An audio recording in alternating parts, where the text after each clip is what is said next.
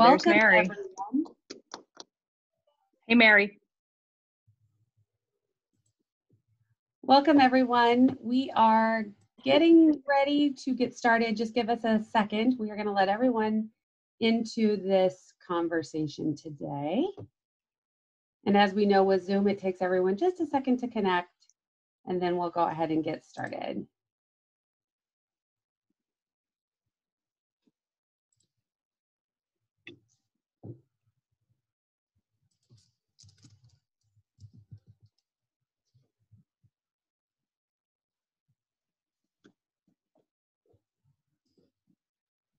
So welcome all. We are getting started here. And we're going to get started in just 1 second. Let me know when you go live, Jen.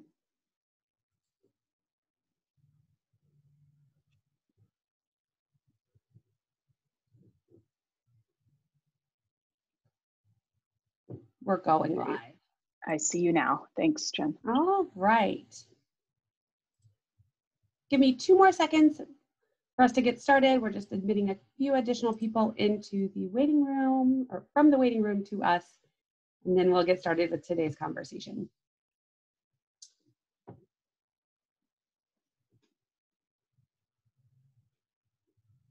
All right. Welcome, everyone. It's so good to see so many friendly faces and some new faces from around the country. My name is Jennifer Thompson, and I am the Executive Director of NASW New Jersey and Delaware. And I am so excited to have you join us here today for this conversation around social work identity and why advocacy is so critical to the work that we do. I am incredibly privileged to be joined by my colleague and friend, Dr. Claire Green-Ford from New York City. She is the Executive Director of the New York City chapter of NASW, and our friend and colleague and president-elect in New Jersey, Dr. Whittian Nicola, who's an LCSW. I'm going to ask Dr. Claire if she could offer a few welcoming words to the New York City group, and then we're going to turn it over to Dr. Nicola. Good afternoon, and thank you. So I'm going to start by saying I'm a bit under the weather, so my voice is, I don't usually sound like this. Welcome, everyone. We are so grateful that you are taking the time to join us on such an important endeavor.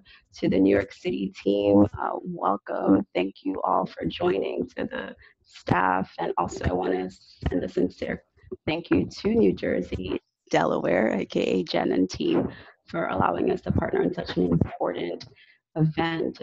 We know that advocacy is the core of our profession, and we want to get back to the roots and the foundation of who we are and who we should be as a profession.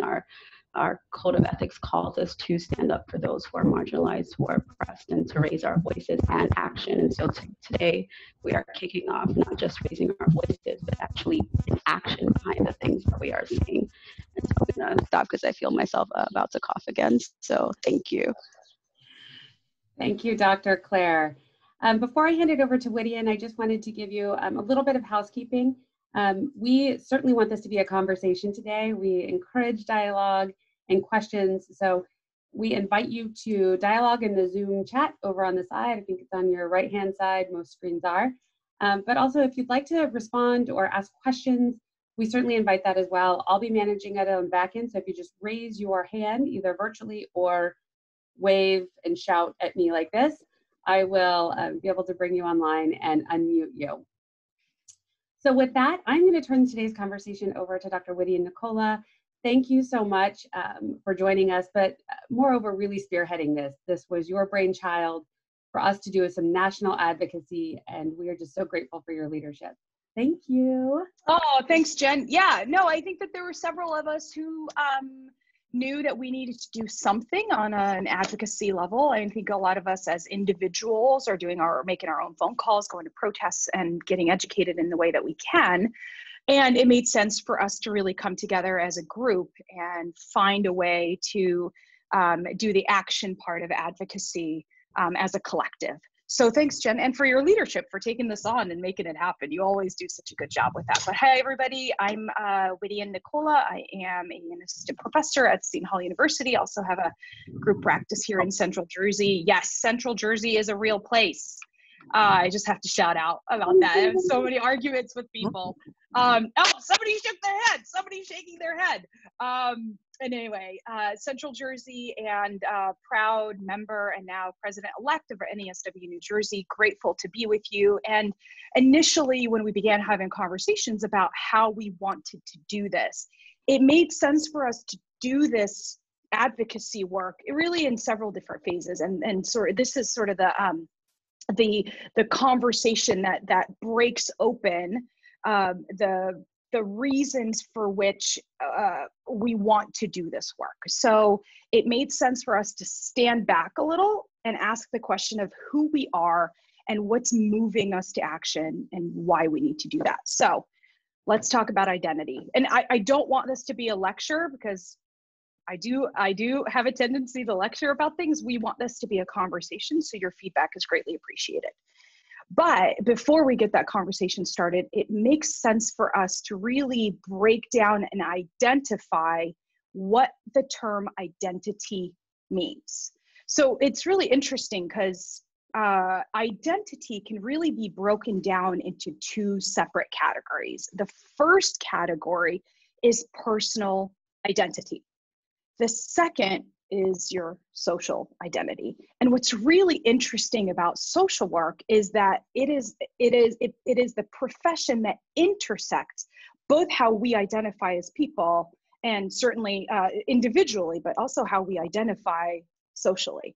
So we are uniquely positioned to have essentially a really strong identity of action.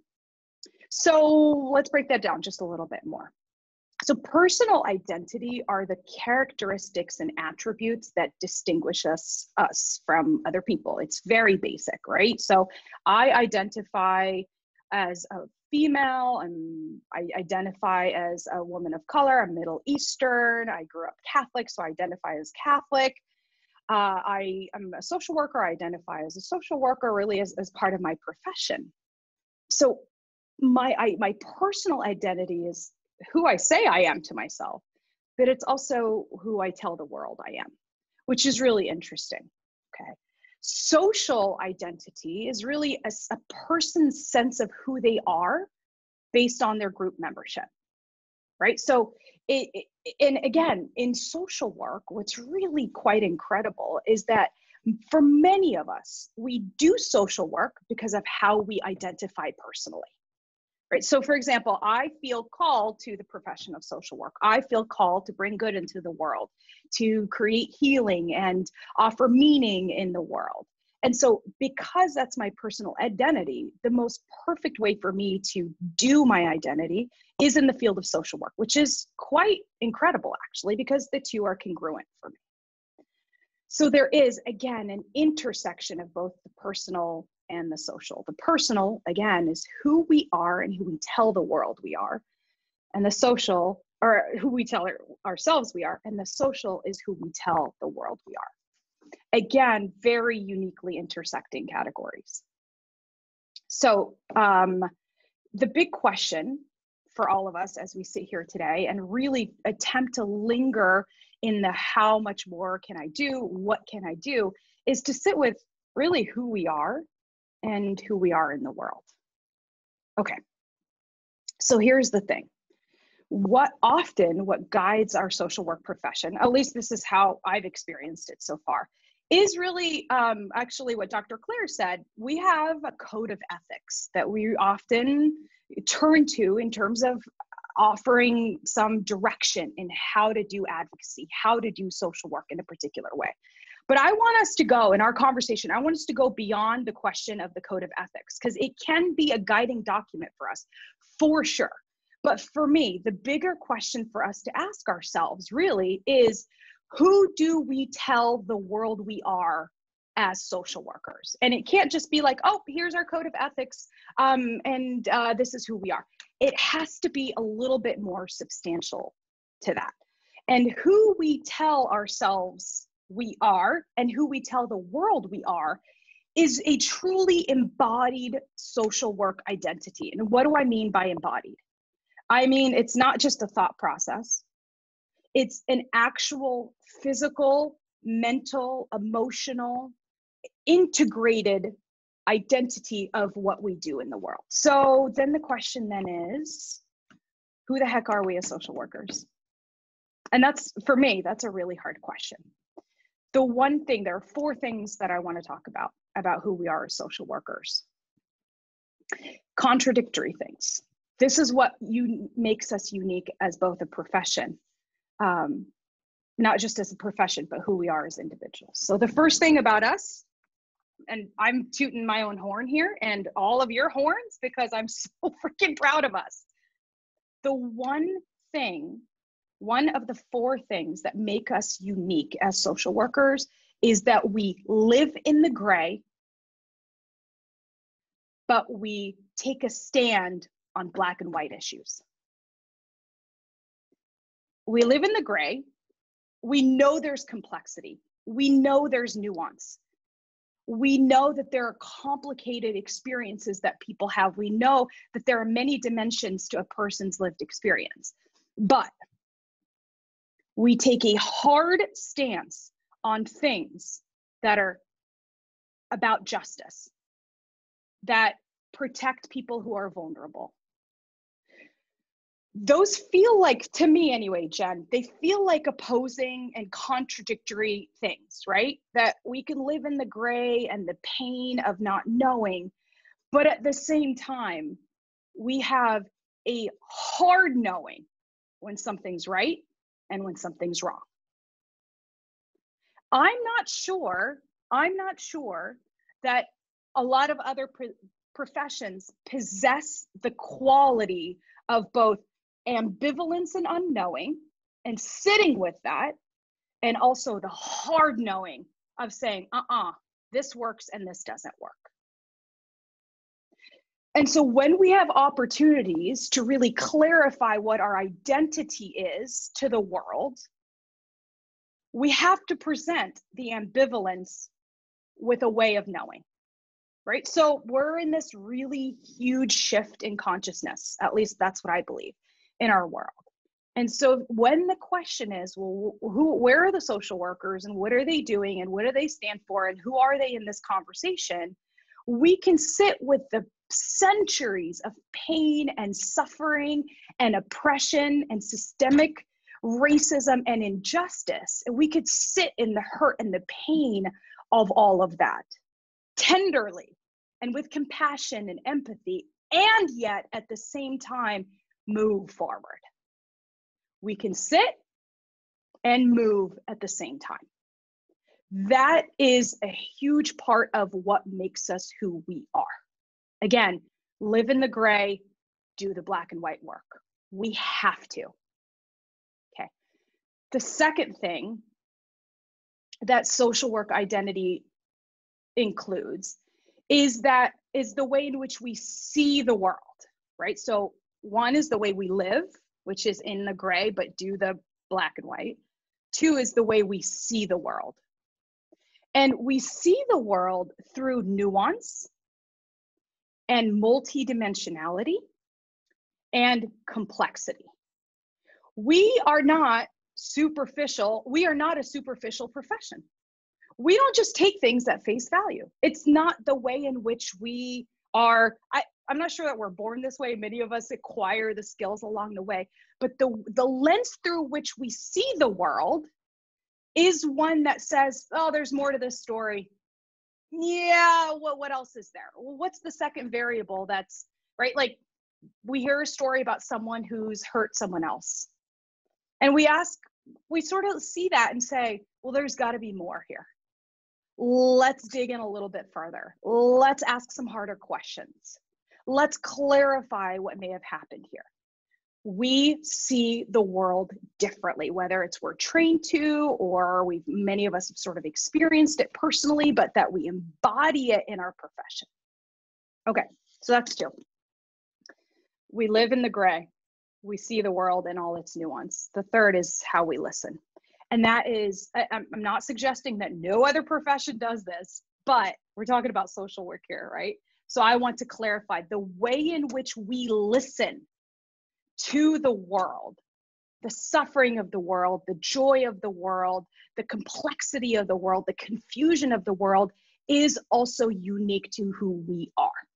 We listen, often we listen to stories that are rarely heard in mainstream media, for example.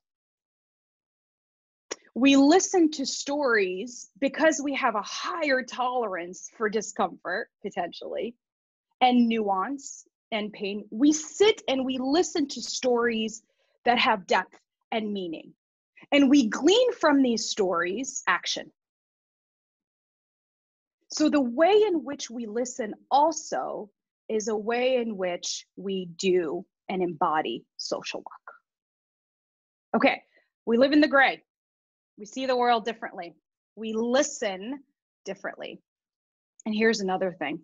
We think critically, and we think through the lens of connection.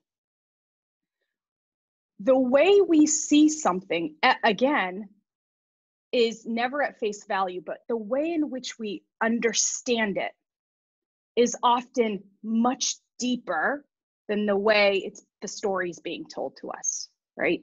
So when we're talking about George Floyd or police brutality, the way in which we're thinking about the looting and the rioting, for example, is not just about, oh, those people are looting and rioting. No, we're asking hard questions. We're asking why that's happening. We're asking the critical questions about how long this has been going on. What are the systems that are contributing to this type of a reaction? Whether it's trauma or historical oppression, whether it's political systems that keep people trapped in essentially what I think of as an American caste system. Right, so we live in the gray, we see the world in all its nuance, we listen to these difficult stories, but we also think about what we see and how we experience it and how our clients experience it in a vastly different way than anybody else does. And that's what makes social work unique. And here's the thing, I understand, Jen, we're on the call with a whole bunch of social workers. I am in no way, shape, or form ignorant of the fact that all of you know this. I want to stress this because it's something that we could continue to take pride in, but it's also a question, flipping the question, I should say, reframing the question of what makes us move, right? And it being like one thing or two things, to how do we do the moving? Not what do social workers do and what are their code of ethics, all very important things, but more importantly, how we believe the things that we believe. Our code of ethics, again, they give us some guidance, but how do we do that belief? How do we do those code of ethics? How do we embody social work in the world? And again, all of you are here, so you know it, right? You're here, you're participating, you're engaging, which is wonderful. I'm so grateful. But now I wanted to leave number 5 to how social work to the audience, right? I want this to be a conversation. So we live in the gray. We see the world in nuance and complexity. We listen to stories, but we think critically and we push bounds in how we have conversations around these important issues. So the 5th is, how do we do what we believe? How do we do these things practically and tangibly? And Jen, to your point, when we were having initial conversations about this, we needed to really establish who we are in order to say what we do is in alignment of who we are, so that we're in one accord, that we're on the same path, that we're aligned essentially with the work that is being both that we're called to, but also embodied, that we embody within ourselves. And so then the question to the audience, to everybody who's listening, is then how do we do what we believe? What feels important for you as a social worker? And maybe it's something that I've already said that resonates for you, but this is our time to have that bigger conversation about how we do this moving forward. So is it cool, Jen? that we Yeah. live questions instead of just chat questions? Yeah, I would love that. So if you want to respond, raise your hand, flag us down, and mute yourself. We'll try to control the flow of conversation. But certainly, we want people to engage and have a conversation here. I think one of the things that really struck me as we started to think about doing advocacy and talking about why we're called to action is that so often social workers sort of get siloed into your areas. So either you're in advocacy or you're in private practice. Mm-hmm. But the truth is the work that we're doing, all of us have a role in that. And whether you're a macro or a micro or a meso social worker, we all are sort of come back to this code of ethics. We all inherently have the same charge as a profession. And when we come at it in advocacy with all of our different experiences, with all of our different skill sets at the table, our voices are so much stronger. And I think that's one of the beauties of our profession, that in addition to all of the things that you spoke about, we also our skill sets are so varied and diverse and rich. And Yeah. researchers, we're advocates, we're on the front lines, we're Yeah. sitting in therapy sessions. So the story that we have to tell is a much more robust dialogue and can Absolutely. affect real change. That's actually a really great way of saying it, Jen. That again, I'm using the terminology, who do we say we are, and who do we say we believe? How do we say who we are to the world? And you use the word story, but that's actually a very poignant and powerful word, which is, what is the story of social work, and what the heck did social work do in 2020? What's the story that's going to be told about what social work did when it really mattered? And I'm not suggesting we don't do that all the time, but this is an important time for us to ask the question, which is, what's the story that's going to be written about us? And we essentially get to narrate that story through our action. I agree. I'd love to hear from other people.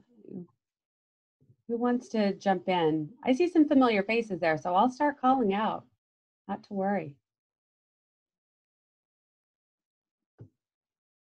Don't everybody jump. Well, I wonder if maybe the big question is, oh, sorry, somebody has something to say, but maybe a big question is, why are you on this call? Like, what is it that compelled you to come? Cheryl, we'd love to hear from you. Welcome. Can you tell us where you're calling from? I am on the call because I was curious. I engage in advocacy work through community organizations of volunteers, predominantly not social workers, and through my church. I co-chair a social justice committee, and it looks like we will be, amongst other things, researching the history of racism in New Jersey and advocating for reparations. I realize as I listen to this conversation that I may be missing opportunities that are out there, but I am not aware of ways for me to come together with other social workers to do those activities. So thanks for the comment. Thanks, Cheryl. I have a follow-up. So, I mean, I think I hear you saying that most of your advocacy work is outside the profession, and you're suggesting, I want to do it with my people. I am realizing through this conversation that I'm not aware of ways to do it with my fellow social workers at the moment. Now, that could be just my own lack of staying up to date. I am retired, but even when I was working full time, I would not have known how to do this with my fellow social workers. Look no further, Cheryl. New Jersey is here, and New York, and Delaware, and a few others, right? We even see Colorado on the phone and Florida. So we have people from all over the country. I think, though, your point is well taken, Cheryl, that we haven't, perhaps as a profession, come together in a real unified way and made it clear that we have stances and positions, and we haven't not only claimed our seat at the table and sort of owned our space, but we haven't been the voracious visual advocates that I think a lot of people are looking for. You know, we've done a lot of work behind the scenes. We're great at reading policy and offering some of that. But as a longtime social worker in our state, weren't sure how to connect with other people in the profession to do the work that you're clearly so passionate about. That's why we're here. So I'm so grateful for you joining and sharing that experience. Jen, can I ask a follow-up question to what you just said? I wonder if you and I feel the same way, and maybe everyone who's tuned in as well. Is there a suggestion in that comment too that we haven't done enough just collectively as a profession, and if this is sort of kicking our butt in gear, for lack of a better term?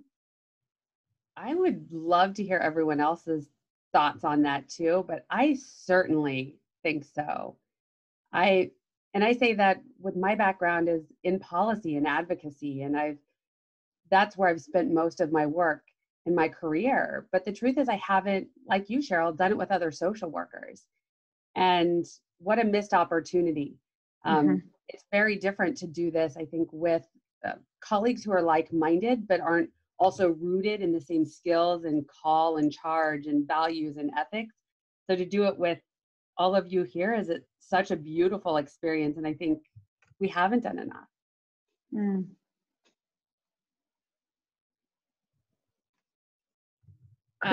Christine. Okay. Oh, I think Christine had her hand up. Go ahead. Is that okay, Jen? Hi, thanks.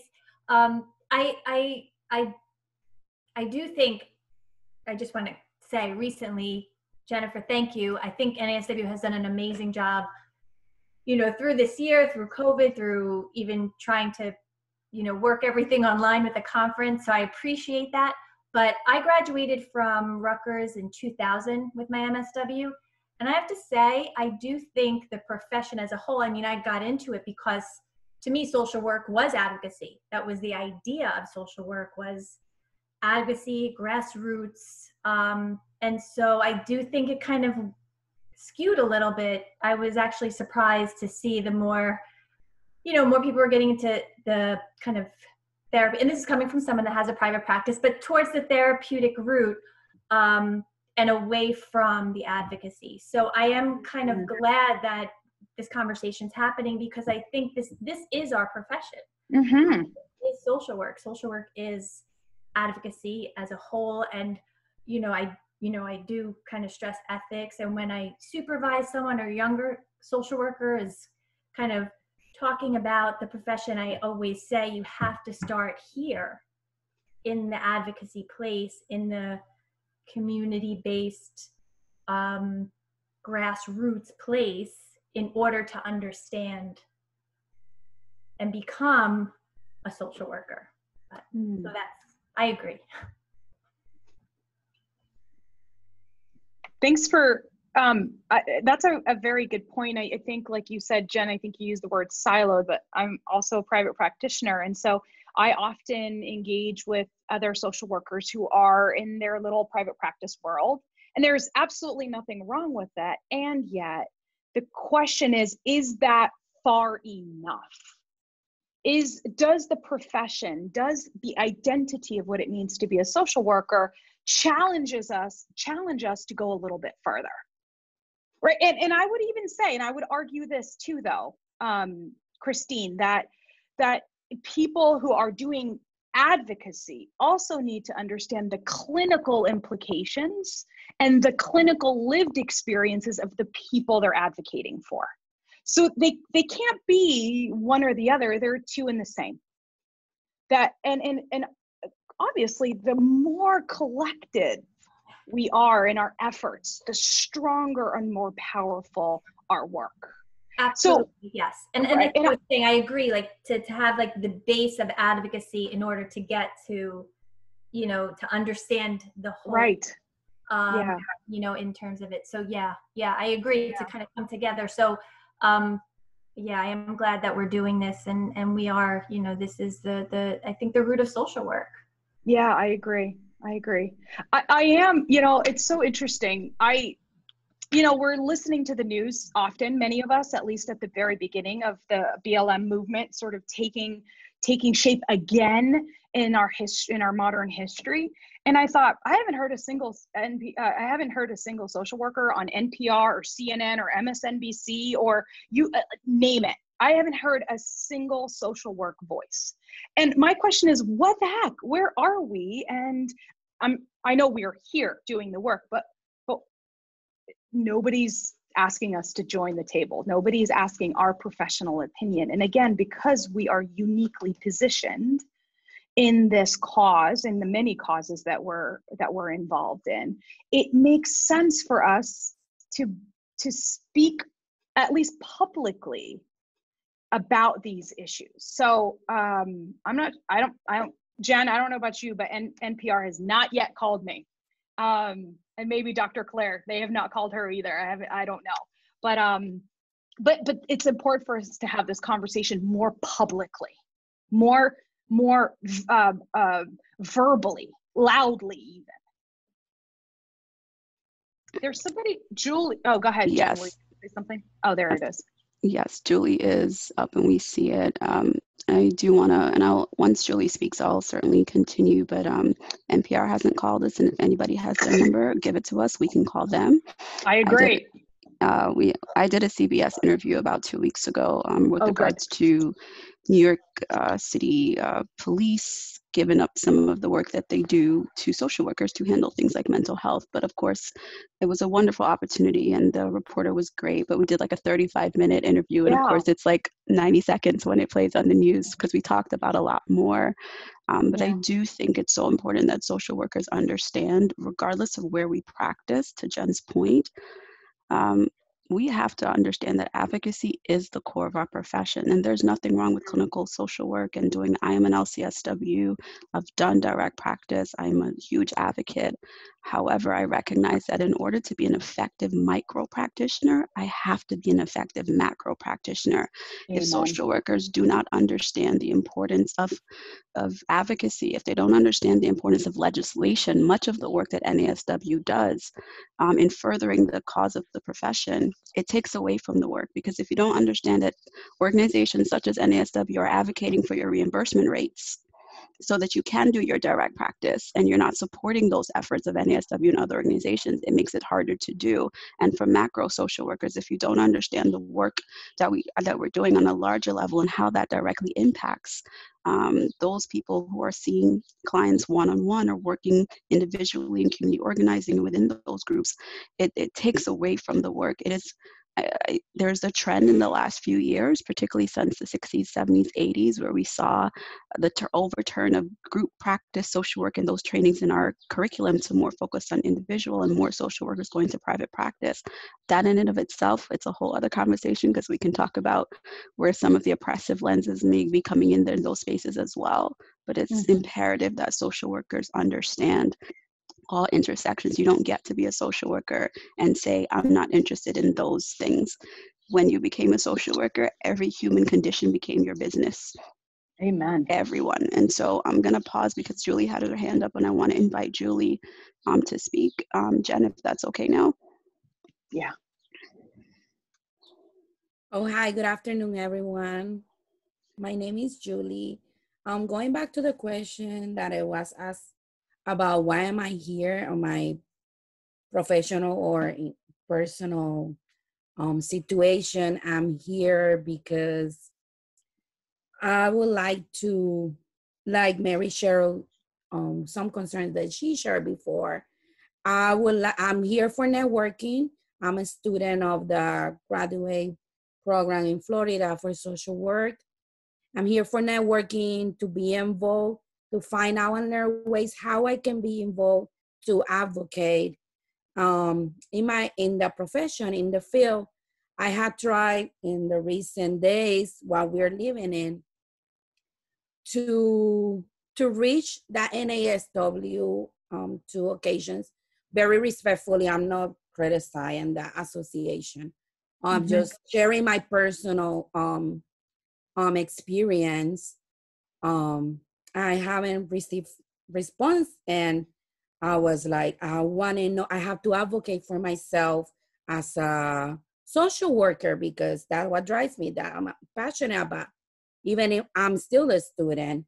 And we cannot, my personal belief and professional belief, we cannot let the code of ethics being only written or in the website.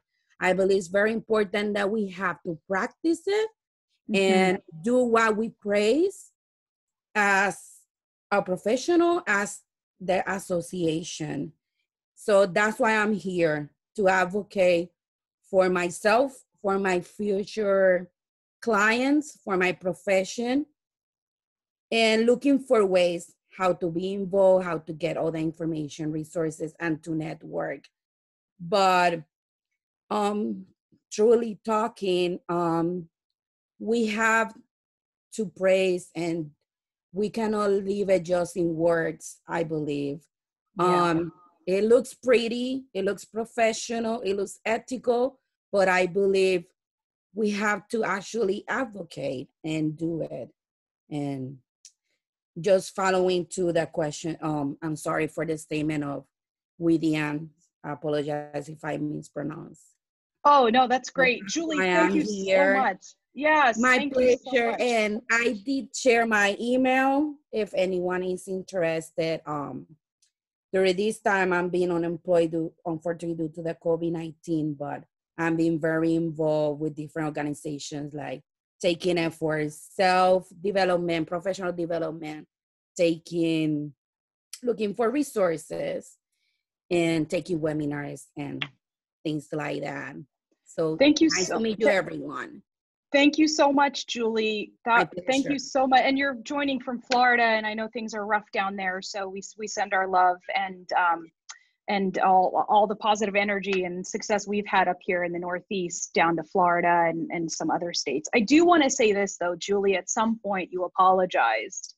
And I want to say there's absolutely nothing wrong with calling us out on what we're not doing.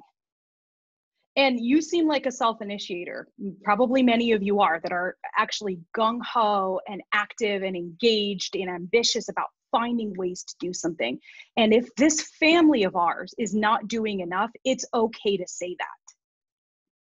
And sometimes we got to shout it on the rooftops and say, listen, we're not doing enough. Thank you. Somebody actually made that gesture. Who is that? Angelique. Thank you. Right. It's okay. We don't need to apologize for saying, look, this is not us. This is not us. This is us. Movement is us. Action is us. Advocacy is us. Justice is us. Being vocal is us. And so if we're acting in any way, shape, or form contrary to that, I want to be called out on it. We need to do better. We have to do better. And if we're sitting idly or twiddling our thumbs or pretending like somebody else is going to do it, that is not going to fly in the face of injustice in the world. It just doesn't work like that. So you do not need to ever say sorry for saying we are not doing enough. In fact, because we are not doing enough, that we are in this position. And in fact, we create more harm through indifference, through inaction. And at that point, we really have to take a look in and say, who the hell are we now? And that's just not that's not who I am. And Jen, I know that's not who you are. Dr. Claire, I know that's not who you are. And all of you on this call are saying something completely different. So we need to push each other to do more. And I'm not saying more for the sake of more. I don't need busy work. That's not what I'm talking about. I'm talking about meaningful work, advocacy, change, walking the walk in such a way that nobody has to question what the heck social work is thinking. If there's a question, something's off. Go ahead, Jen, I'm done. Yeah, no, I'm like, if there was like a preach emoji that I could put up there, I would. I don't know how to use those. But I think you're right. I mean, there is no reason to apologize. And one of the things I know that my colleagues from around the country would agree with me on, we have to call ourselves in, right? Yeah. If we are not showing up, and if us as a profession, we're not doing enough, but even us as an association, we're not being accountable for our response. We're not doing the hard work in terms of addressing our own systemic racism and our own issues within our profession, but also our association. How are we going to be able to position ourselves as thought leaders that live our values and are calling other people to action and calling people to do that hard work if we're not also doing it and holding ourselves to that same standard? So I certainly appreciate that. And you are always welcome to tell us if we have misstepped. No kidding. Absolutely. And Julie, and for anybody else, Julie, you mentioned you're in Florida. So Jen and I would be happy to connect you directly to the executive director in Florida, Jim. And I do want to also echo the sentiment. So we should, discourse is okay. We're not all going to agree. We're all from different backgrounds, cultures, religions. Just because we identify as a social worker doesn't mean we have all the same views. And so it's really important that we also recognize that, but that our code of ethics, to Julie's point, should be something that we live, not something that we just hear about in school or we can access if we have a paper and have to write about the code of ethics that we just Google it. It's really important that we are living this code of ethics and the values that are espoused in the code of ethics, knowing that it's a guideline and not a cover-all. But I also want to note that sometimes it is important to join with. And so this is my plug in terms of joining with NASW so that we can have more voices and more support for the work. I can say specifically for the staff in New York City, and I know for Jen and many other EDs across the country, they are including myself, 6 staff members for a city of 30,000 social workers. And whether someone's a member or not, we're advocating for them. And so that ratio is a lot, 6 to 30,000. And so we are doing our what we can, but we need more people to join and support and help us guide. You know, if there's something that you see that you think we should work on or we're not responding to something, acknowledging that we don't have the staff capacity.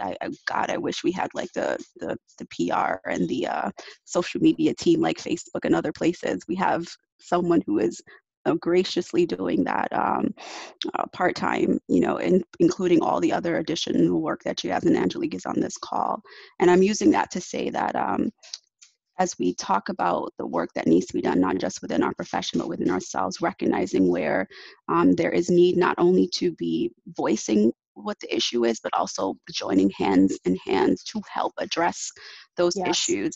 It's important that people look to NASW to address everything that's happening. There are 200 staff across the entire country, and there's over 700,000 social workers in the country. So we certainly need help. And because there's over 700,000 different voices, opinions, and views, we're never going to get it all right. We're never going to make everyone happy. Our primary focus is on advocacy and on social justice. And when we have more people joining at the table and raising their voices and lending their amazing brains and skill sets, it actually helps push the work forward. It really does. So that is a plug. However you get involved,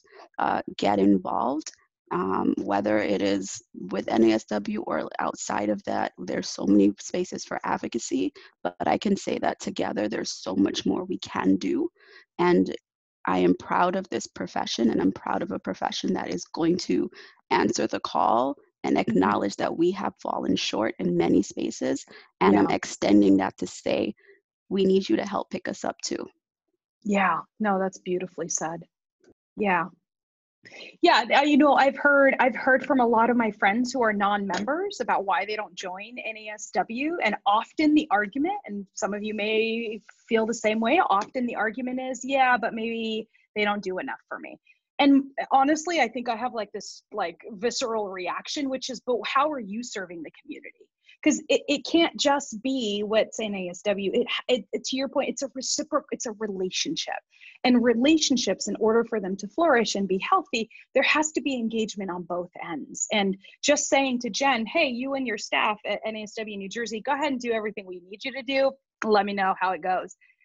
It doesn't, I mean, that's just ineffective. And to your point, the more of us that are engaged in the work, the more powerful the impact will be. And that matters. There is someone, there's a couple comments actually that I thought were interesting, not to call you out, Monique, but Monique says they're not calling us to the table to be part of the conversation. I can't help but feel that we're not being valued. Rather, we are called in after which is unfortunate. And that's the irony, right? So they want us to fix the problem, but they don't want to talk to us ahead of time about how to prevent the problem. And that's a really poignant point, right? And it's straightforward and to the point. You can't have it both ways. But here's my take. If we're not being invited, we invite ourselves to the table. We can't be waiting around for NPR to call us. We gotta just keep moving. Because the reality is our profession isn't always valued. I'm speaking to the choir here. I'm not just talking about financially. I'm just talking about not just in terms of how we do social work, but the way in which we think about people, the research that we do, the brilliance of how we do what we do. So for not being invited, slam the door open and go sit yourself at the table if you need to. I agree with you. Mhm. Sorry to jump in. No, please. Agree with you that we do have to make a bit of a presence. I think that I feel like sometimes we get very caught up internally in what is the whole concept of what title, social work title. And I think that if we can get past and have clarity in those titles, we can move forward. And that way, when an organization is saying that they have social workers, we know at what level they're requiring that. That way, when we have these programs and it doesn't perform the way that they think or should have performed, there's clarity in, was it the program or was it the experience of the staff? Was it clear as to, were you being honest with the consumers about what it was that they were getting? And I think that what happens is that because there's a ability to throw that label on a lot of different activities that are in human services, not to say that any of those responsibilities are not important and valuable. I think what happens is it dilutes what we're doing. That's a really good point. It actually made me think that part of the reason we're not at the table is they're scared of us. Well, yeah. And I don't mean that we're intimidating. I mean that we see truth in a different way. Yes. We see injustice in a different way. We see systems of oppression in a different way. Again, going back to what I said earlier, we see things different. We listen to things differently and we think about things differently. And if systems are not ready to change or they feel forced to change, they're not going to want to look at the way in which they need to change. And we're the ones who are reflecting that in some way, shape, or form through the way in which we see pain and suffering and oppression. But you're right. You're 100% right. I'm with you on that.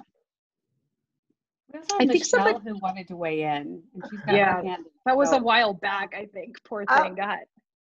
That's okay. Can you guys hear me? Yeah.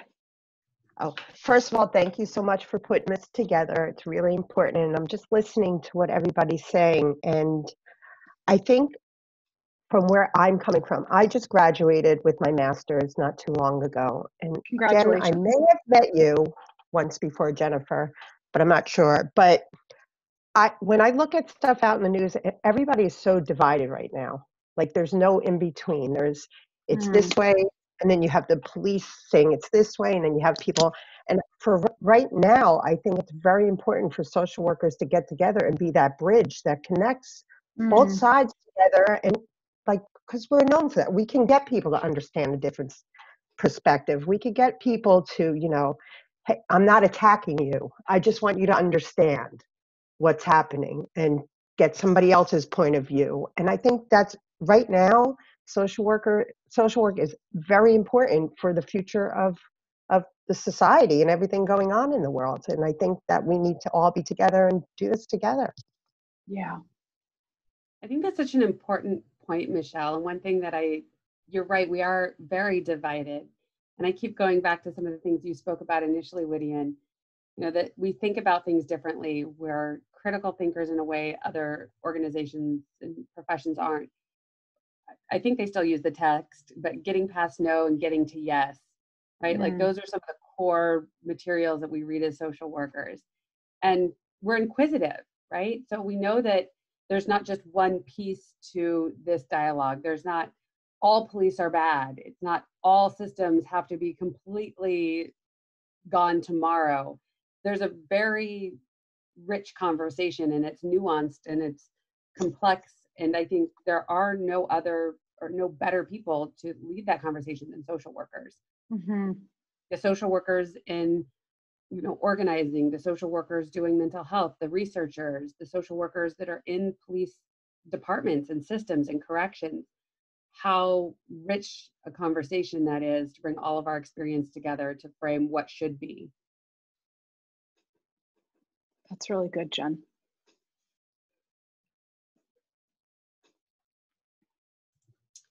Is there anyone else who would like to come on? Raise your hand. I may not have caught everyone. I don't know where that raise hand feature is, but oh, it's under no, never mind, forget it. I don't know. So oh, did somebody just get on? I would be interested for the rest of you, what is a personal goal? What's your stake in this? Because that clarifies for me how you identify, but also how you want to do how you identify. And that matters, but I'd just be curious if anybody's interested in sharing.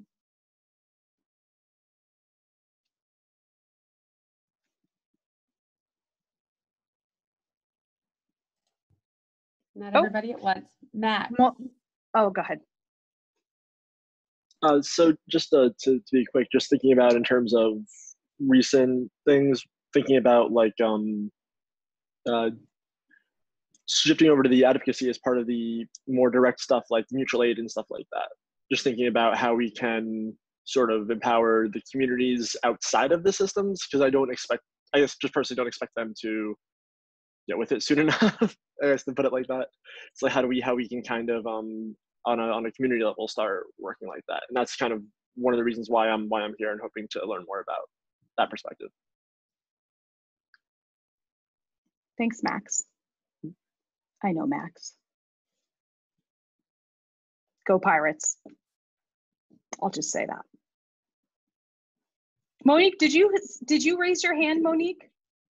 Mimi has hers raised as well. Oh, okay. Go for it. Mimi. Do I need to I'm on. You're unmuted, Mimi. I serve in my town on committees, and one of which is the Civil Rights Commission. I've been on it for over 20 years. Most of the committee members are lawyers, and I have just put my 2 feet down, and I have stayed on the committee for a very long time and get reappointed by the mayor because I have always taken the position that you need a different voice from the lawyers who are very, very important, but they need community people. And for the young people out there, get involved with your town. Everybody's having conversation now about policing and defunding. And that's actually, I thought I was going to hear more information because we have a committee meeting tonight, and I wanted to be more up on what that all meant. And that's what I thought this conversation was going to be. So after I speak, I'm actually I have other things that I need to move on to. But for young people, for everybody, get involved with your towns. It's a great place to start. We carry a very important voice, and if we don't look out for where we live, others will make decisions on the course of how the community will evolve. Jen, you could probably answer this, but we do have a series of meetings that actually might be really helpful for you. This is sort of the first one, Mimi, but I think you're looking for more nitty-gritty, actual, tangible, practical things, right, Jen? And those are going to be offered in different sessions. Absolutely. Good. So I'll come back. I certainly will. Don't leave us Thank forever. You. And thanks for all your hard work and representing so well in your community. I think that's the point, right? So that we could do collective work, really big movement stuff, but really the big movement needs to be complemented by the smaller movements, the relationships we're building with our local communities, the relationships you're building with your town council, not the fire department, the police chief and the mayor, the city council people. Those relationships hopefully specifically if you have children. I mean, it's like you're creating a community of where you, that's why I was involved. It was not at all because I was a social worker. It was, I had children and I wanted to create an environment where my children were going to be welcomed in the schools and in the community. And it's for the future, you want to become involved. And it happens to be that we're social workers, but yeah, it just seems like a really profound act of love, actually, Mimi. I mean, if part of the force that moved you to action in this at the start of all this was your children, my sense is your children are either full grown or they're going to be grown eventually, but also that in some way, shape, or form, that impact is going to be much bigger than just having initially done it for your children. That's really incredible. Thank you for that. We are almost at the last, but I wanted to bring on Monique. You had one more thing to contribute before we wrap up today? I just wanted to say one thing in terms of why I'm here and my stake in it. I think I've said before, I worked in child welfare a lot of years, about 14 years in that. I've also worked in the prison system. And one of the things that is compelling me to want to make change is because I cannot tell you how many times I've seen my children end up in the prison system. My children end up being the parent with a neglected child, that they turn from being the victim to the perpetrator, so to speak. And unfortunately, there was so many things that led into that person being where they're at. And so my stake in this is the hopes of to kind of put a stop to the pipeline that leads them there. My stake in this is hopes that hopefully the conversation I'm having now, that my children's children will have a different conversation. That's my stake in it, if that's clear. That's huge. Thank you for that. Beautiful. I want to add really quickly, because to Max's question earlier, the work has to start with self. So when we talk about the work that we need to do as a collective, social workers as individuals, to Mimi's point, not because of being a social worker, that just was part of it, but you have to do your own self-work. What are the biases you carry? We all have them.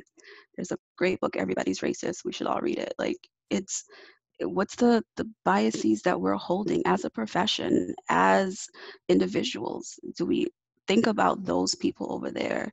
You know, myself and Jen and other people included, we may put out statements and every social worker doesn't agree. We have social workers who are not happy that we are supporting Black Lives Matter movement. We have social workers that are not happy if we put out statements about being pro-choice as an association because we believe in self-determination. So we have to recognize that the work starts with self. You cannot do this work of anti-oppressive practice if you are going to be oppressive yourself, and unless you recognize the oppression that you carry and how you manifest that in your life, unless you call out your mother, your brother, your sister, your aunt, your uncle, your colleague for racist comments, and unless you call yourself into the space to discuss why you believe the things you believe, you're going to continue to perpetuate harm. And this is why so much in our society and years of research around our profession speaks about the racism and the oppression within our profession. It cannot exist if we don't carry it. It cannot exist if it's not fed. So we have to do our own self-work first before you, paraphrasing from the Bible, but before you call out something in somebody else's eye, you need to take it out of your own eye. And we have to take out and acknowledge when people say the profession is oppressive, that it's racist, it's all the ist. We have to acknowledge that there's truth to that, and we can't step away if we don't like it. But you cannot do this work and engage in communities, engage in systems, and changing the world if you don't start with yourself and your home. Yes, so well said. We have one last comment. I am going to ask Taylor. She's got her hand raised. Oh, hi, everyone.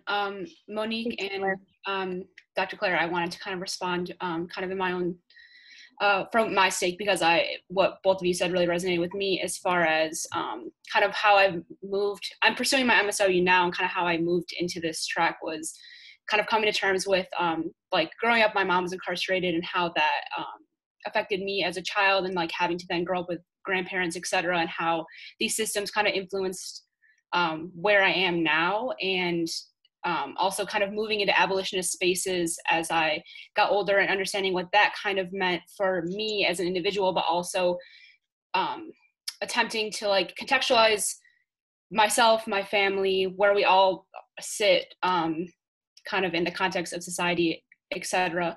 And now I'm trying to have these conversations with my family and being like, yes, we're white and we need to have this accountability, but also we have had these experiences, which means that we have so much more in common with others that we need to, that we have stake in and that we need to recognize, and trying to pull all of those types of conversations and experiences together and hopefully break the cycle within my family, and trying to kind of help everyone self-actualize in a way that is beneficial for us. So like that's definitely where I'm coming from, and trying to like find a political home here in New York and like continue this work that has started as a very personal sense for me to understand kind of like where I am and where I can go, and has led me to also to social work.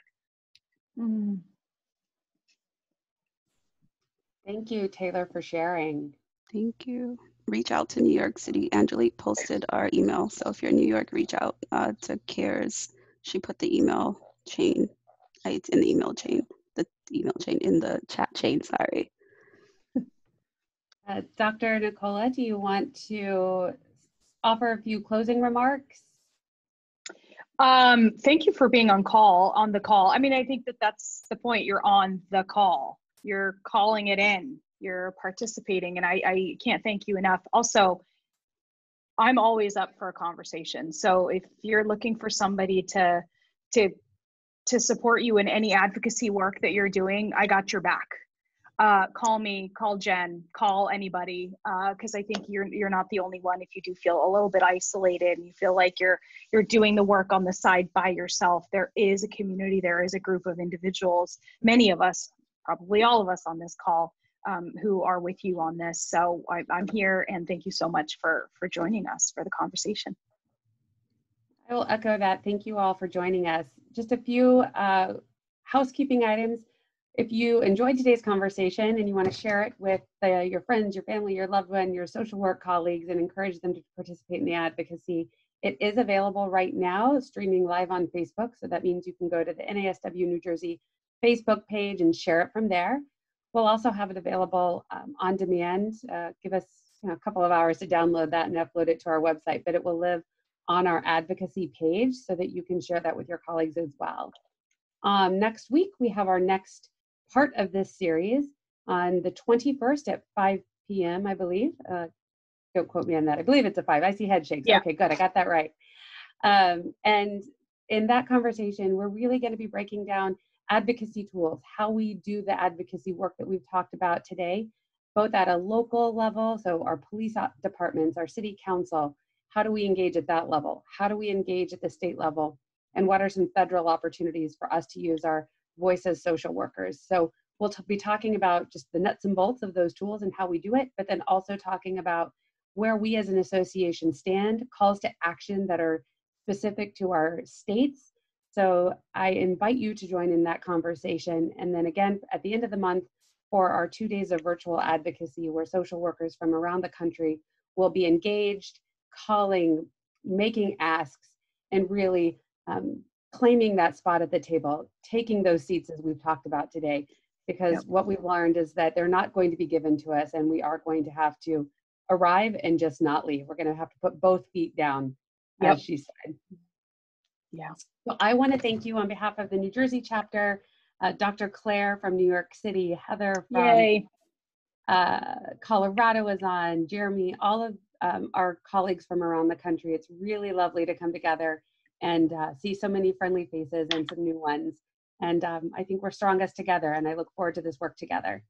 Thank you all so much. See you on the other side, everybody.